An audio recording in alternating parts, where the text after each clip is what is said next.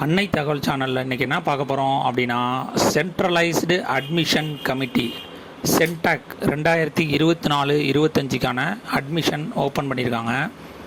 இது புதுச்சேரியில் உள்ள மெடிக்கல் காலேஜில் ஜாயின் பண்ணுறதுக்கான admission course, availability of seats, எப்படி கோட்டா ஒதுக்கியிருக்காங்க அப்படிங்கிறத ஒன் பை ஒன்னாக பார்க்கலாம். மெடிக்கலை பொறுத்தவரையிலும், அதாவது எம்பிபிஎஸ் கோர்ஸு எப்படி ஒதுக்கியிருக்காங்க அப்படின்னா, கவர்மெண்ட் கோட்டா அப்படின்னு ஒன்று ஒதுக்கியிருக்காங்க.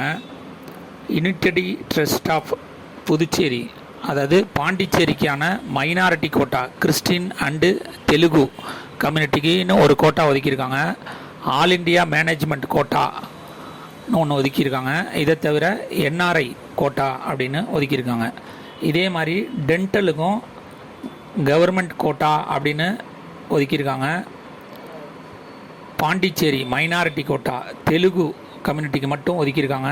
ஆல் இண்டியா மேனேஜ்மெண்ட் கோட்டா மற்றும் என்ஆர்ஐ கோட்டா அப்படிங்கிறது டென்டலுக்கு ஒதுக்கியிருக்காங்க. இதை தவிர ஆயுர்வேதாக்கு கவர்மெண்ட் கோட்டா ஒதுக்கியிருக்காங்க. பிவிஎஸ்சி மற்றும் ஏஹெச்சுக்கு நேஷ்னல் செல்ஃப் சப்போர்ட்டிங் கோட்டா மற்றும் என்ஆர்ஐ கோட்டா அப்படிங்கிறது ஒதுக்கியிருக்காங்க. நீட்டு எக்ஸாம் எழுதினவங்க இதுக்கு அப்ளை பண்ணலாம் அப்படின்னு சொல்லியிருக்காங்க. இதை தவிர அப்ளிகேஷன் ஃபீஸ் என்ன சொல்லியிருக்காங்க அப்படின்னா, கவர்மெண்ட் கோட்டாக்கு ரெசிடென்சியல் ஆஃப் பாண்டிச்சேரியை ரெசிடென்சியலாக வச்சுருக்காங்க. எஸ்சி எஸ்டி மற்றும் ஃபிசிக்கலி சேலஞ்சு 500 ரூபா ஃபீஸ் கட்டினா போதும் அப்படின்னு சொல்லியிருக்காங்க. அதர் கேண்டிடேட், அதாவது ஜென்ரல் மற்றும் ஓபிசி கேண்டிடேட்டுக்கு 1000 ருபீஸ் ஆன்லைன் ஃபீஸ் அப்படின்னு சொல்லியிருக்காங்க.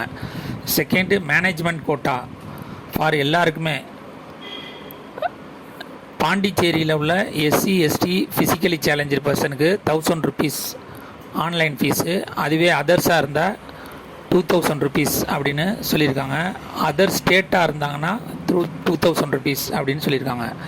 தேர்டு, என்ஆர்ஐ மற்றும் என்ஆர்ஐ ஸ்பான்சர்டு எஃப்என், ஓசிஐ மற்றும் செல்ஃப் சப்போர்ட்டிங்க்கு 5000 ஆன்லைன் ஃபீஸ் அப்படின்னு சொல்லியிருக்காங்க.